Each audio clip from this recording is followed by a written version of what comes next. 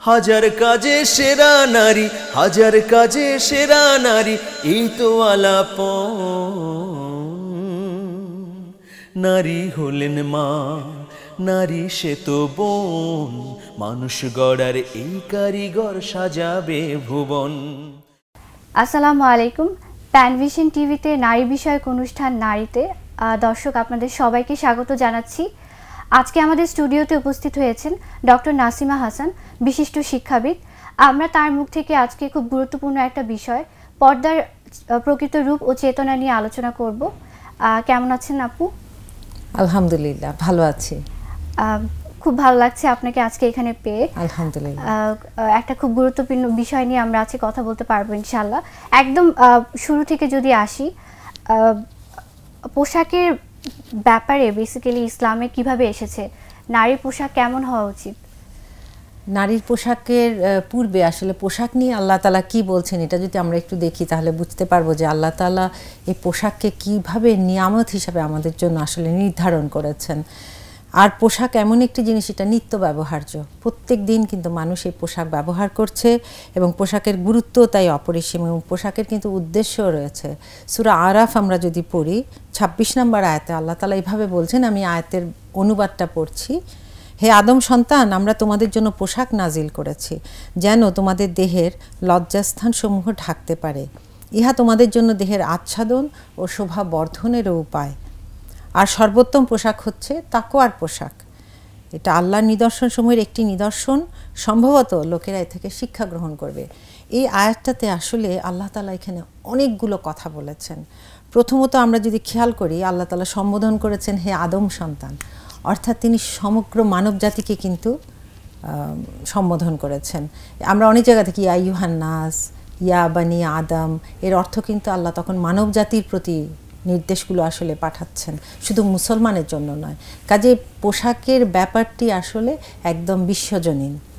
দ্বিতীয়ত হলো, এই আয়াত থেকে বোঝা যায় যে পোশাক আমাদেরকে লজ্জা নিবারণ করেন, কারণ আল্লাহ সেজন্যই পোশাককে কিন্তু আমাদের জন্য নাজিল করেছেন।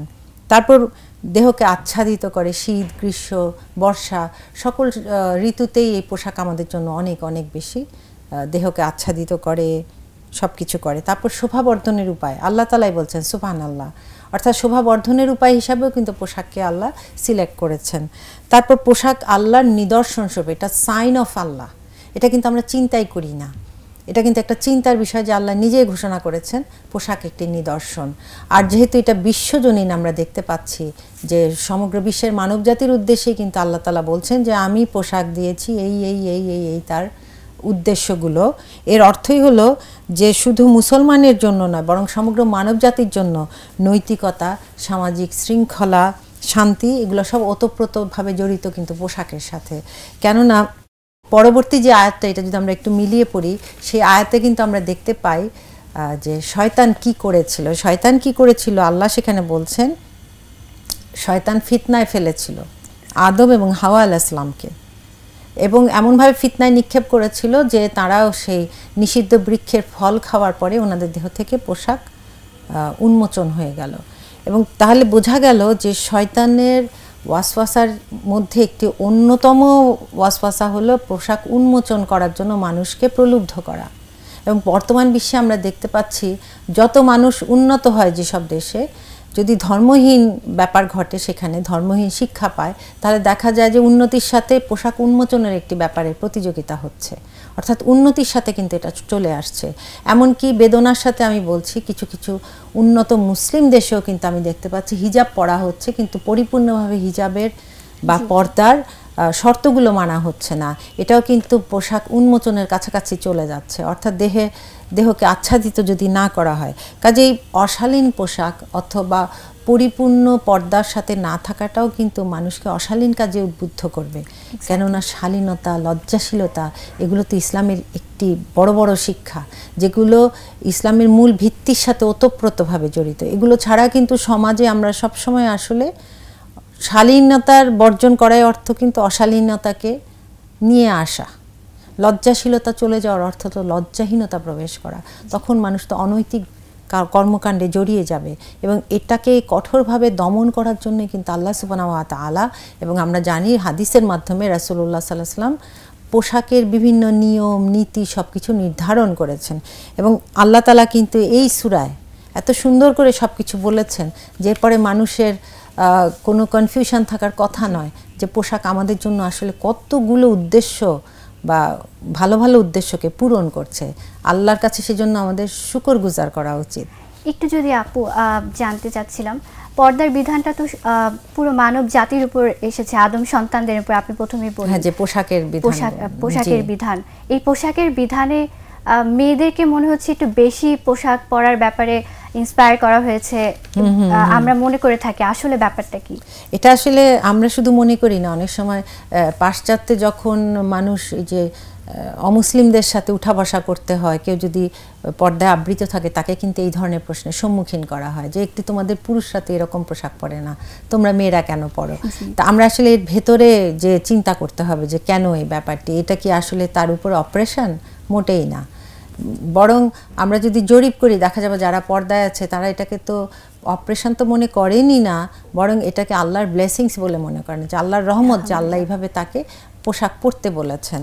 এবং সবচেয়ে বড় ব্যাপার হলো আমরা কোরআনে কি বলছেন এটা যদি আমরা দেখি তাহলে কিন্তু আমাদের আরও বেশি দৃঢ়তা প্রকাশ পাবে আমরা যখন এই নীতি অবলম্বন করব।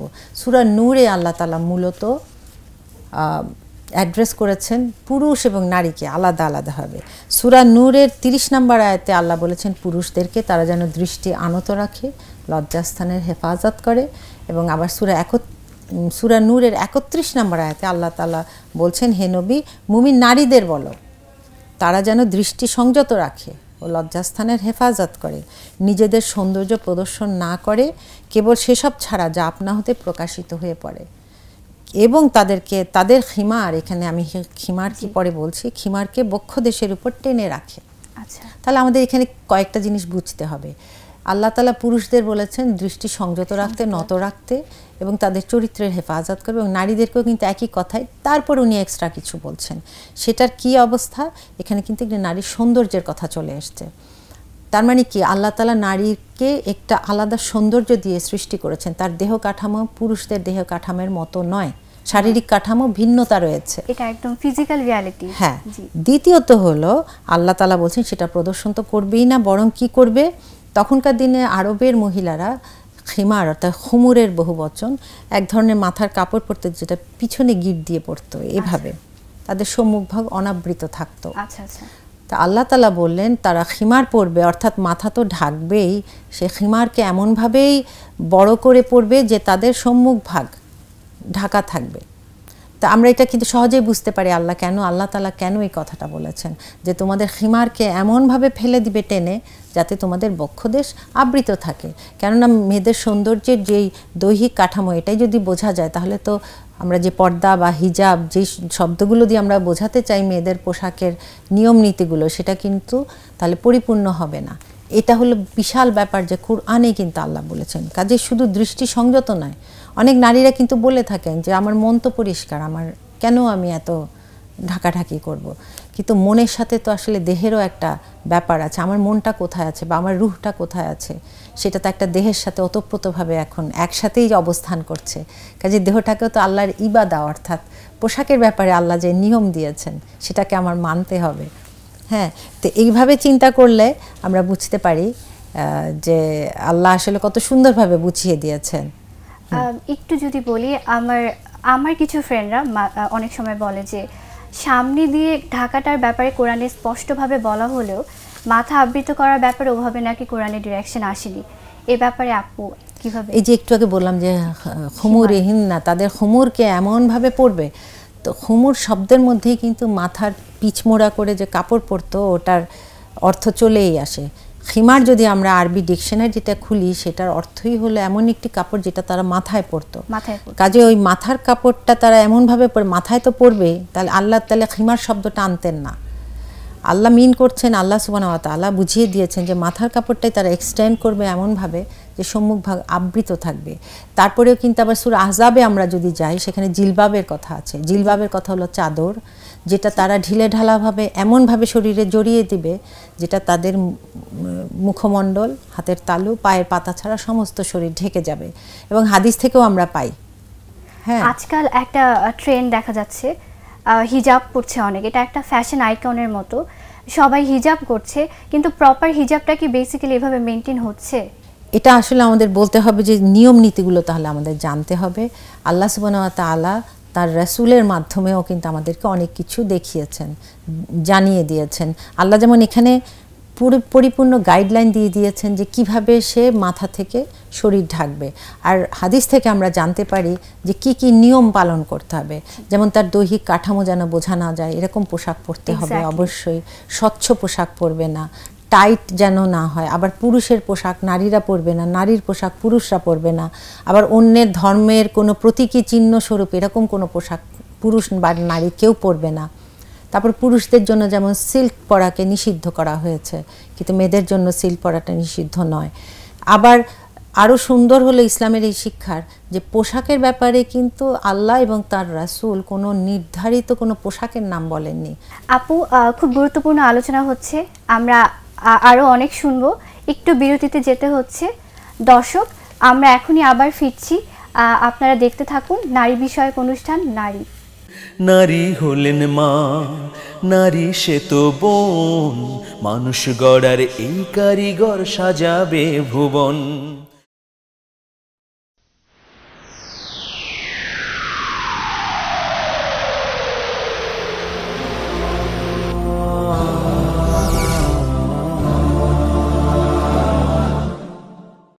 নারী হলেন মা, নারী সে তো বোন, মানুষ গড়ার এই কারিগর সাজাবে ভুবন। দর্শক, ফিরে এলাম আবার বিরতির পর। আমরা কথা বলছিলাম আমাদের প্রিয় মানুষ ডক্টর নাসিমা হাসানের সাথে। আমরা সেই আলোচনায় আবার ফিরে যাচ্ছি। জি আপু, আমরা কথা বলছিলাম এখনকার নিয়ম নীতি নিয়ে, নারীর পোশাকের নিয়ম নীতি নিয়ে একটু আবার। এবং আরেকটি ব্যাপার এখানে লক্ষ্য রাখতে হবে যে এই নিয়মগুলো যে আমরা হাদিস থেকে পেলাম, আল্লাহ তো নির্দিষ্ট পোশাক নির্ধারণ করেননি, এই কথাতে আমরা ছিলাম।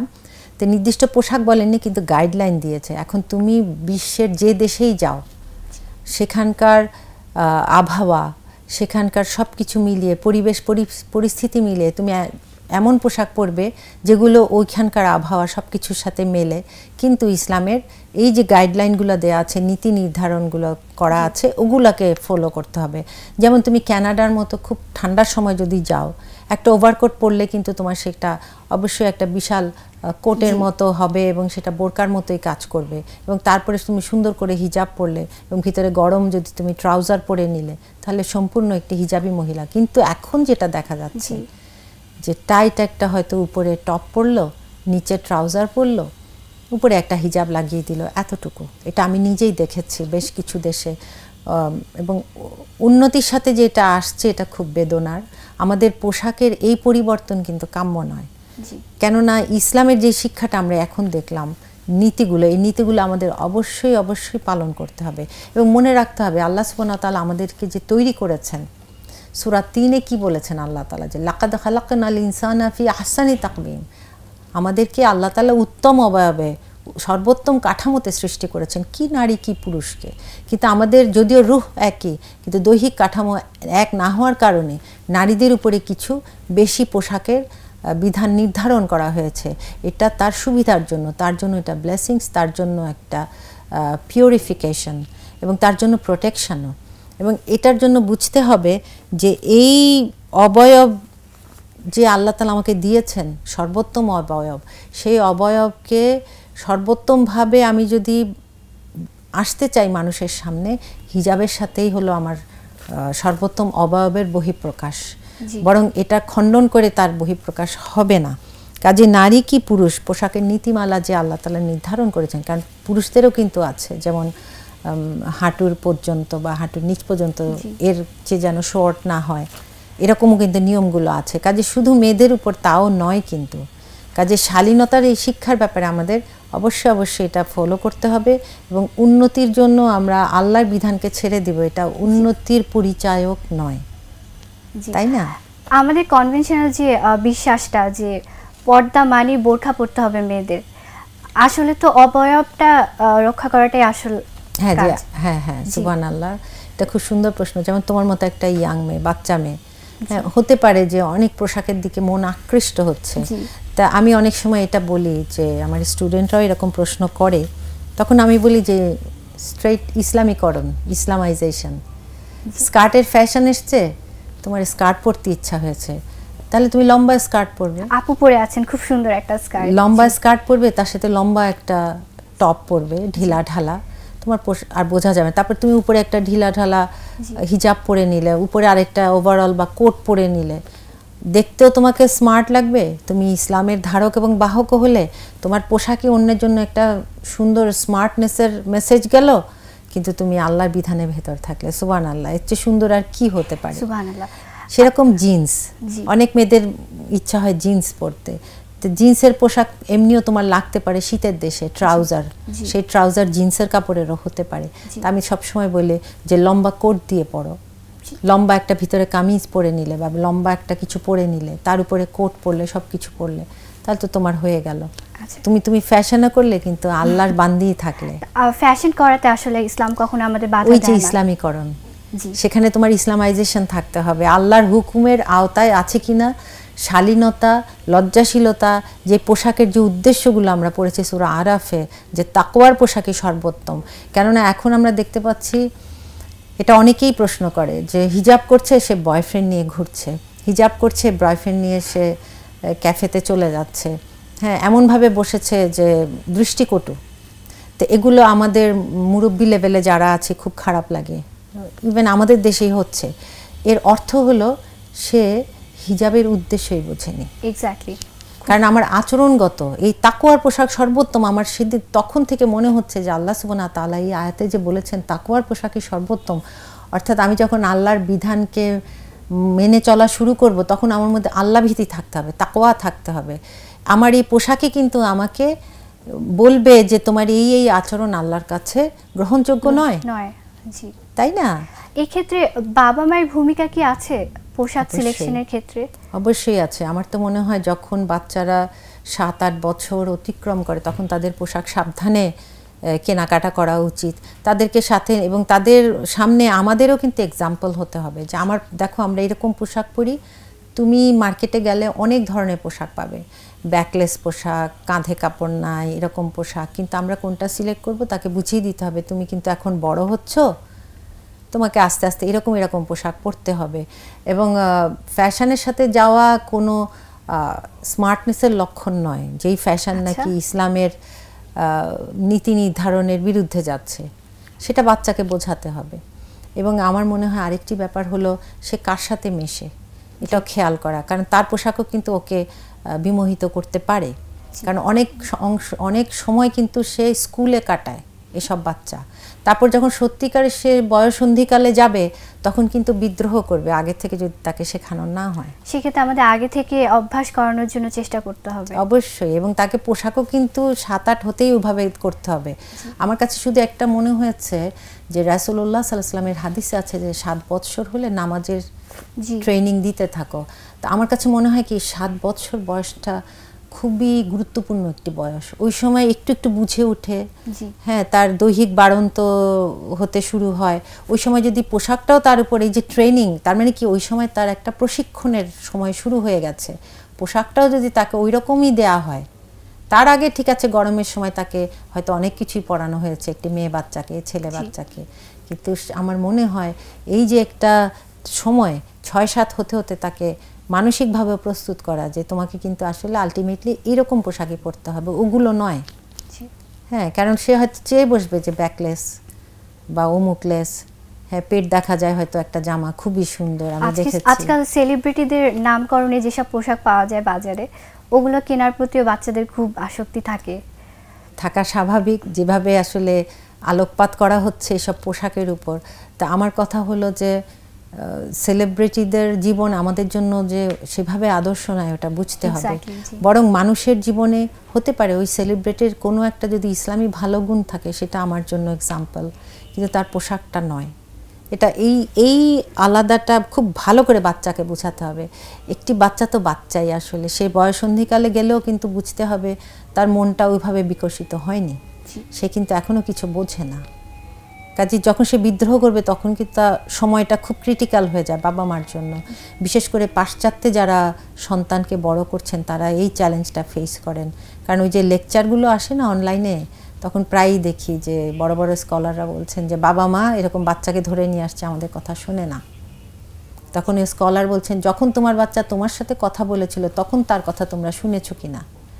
ওইভাবেই তার সাথে ফ্রেন্ডশিপ করতে করতেই কিন্তু তুমি একটা বাচ্চার মনে ঢুকাতে পারবে যে ইসলামের নিয়ম কিন্তু এটা। একটু যদি বলতে চাই ছেলেদের বাবা মায়ের ক্ষেত্রে এই কিভাবে ওরা ছেলেদেরকে অ্যাওয়্যার করবে, পর্দার ব্যাপারটা ওরা কিভাবে বোঝাবে? আচ্ছা, এটা বাসা থেকেই শুরু করতে হবে। তারপর তো স্কুলগুলোতে দেওয়ার সময় আমাদের খেয়াল করতে হবে স্কুলের পরিবেশ কেমন। সবসময় অবশ্যই ইসলামী স্কুলে সবার অ্যাক্সেস আছে কিনা আমি তো এই মুহূর্তে বলতে পারবো না, কেননা ওই রকম সংখ্যক গড়ে ওঠেনি। আবার ইসলামী স্কুলে গেলেও অনেক সময় দেখা যায় যে ওখানে নানান পরিবার থেকে বাচ্চারা আসে।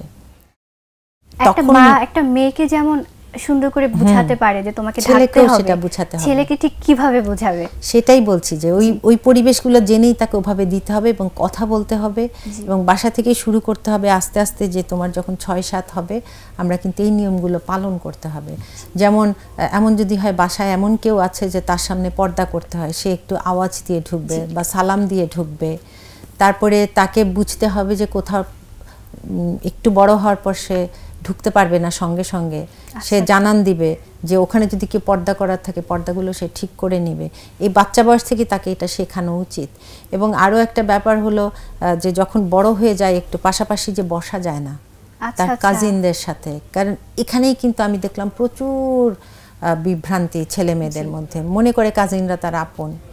হ্যাঁ, একদম এক চেয়ারে এই যে তুমি যেটাতে বসলে না হয়তো ঠাসাঠাসি করে বসে গেল, এটা তো ইসলামে জায়েজ নাই। এবং মাকে সেটা সবসময় বাবা মাকে আশপাশে যত আত্মীয় স্বজন আছে সবাইকে এটা বোঝাতে হবে যে এটা করা যায় না। 6-7 থেকেই আসলে এটা বোঝাতে হবে, বড় হয়ে গেলে আর বোঝানো যায় না। হ্যাঁ, তো এইভাবেই কিন্তু একটি ছেলেকেও বড় করতে হবে। তারপর কোরআনে দেখেছি যে দৃষ্টি নত করার একটা শিক্ষা, এটাও শিখাতে হবে। টিভিতে যা তা তুমি দেখতে পাবে না, তুমি মাকে জিজ্ঞাসা করবে যে কোন চ্যানেল দেখবে, কোন চ্যানেল কোন টাইমে, এগুলো, কারণ এগুলো কিন্তু তাকে দৃষ্টিটাকে কন্ট্রোল করতে শেখাবে। খুব ভালো লাগলো আজকে আপনার সাথে কথা বলে। আমার মনে হয় অনেক কনফিউশনস আজকে আমাদের দূর হয়েছে। ইনশাআল্লাহ আবার আমাদের কথা হবে। দর্শক, আশা করি আপনাদের অনেক ভালো লেগেছে আপুর কথা। খুব সমসাময়িক কিছু বিষয় নিয়ে আমরা কথা বলতে পেরেছি। আপনারা সবাই ভালো থাকবেন। আল্লাহ হাফেজ। নারী হলেন মা, নারী সে তো বোন, মানুষ গড়ার এই কারিগর সাজাবে ভুবন। ঘর সাজাতে নারী যেমন সমাজ গড়ায় নারী, নাই পিছিয়ে এরা এখন কখনো কাণ্ডারি, কখনো কাণ্ডারি। ঘর সাজাতে নারী যেমন সমাজ গড়ায় নারী, নাই পিছিয়ে এরা এখন কখনো কাণ্ডারি, কখনো কাণ্ডারি। নিয়ম বুঝে দিতে হবে, নিয়ম বুঝে দিতে হবে কাজে কামে মন। নারী হলেন মা, নারী সে তো বোন, মানুষ গড়ার এই কারিগর সাজাবে ভুবন। নারী হলেন মা, নারী সে তো বোন, মানুষ গড়ার এই কারিগর সাজাবে ভুবন।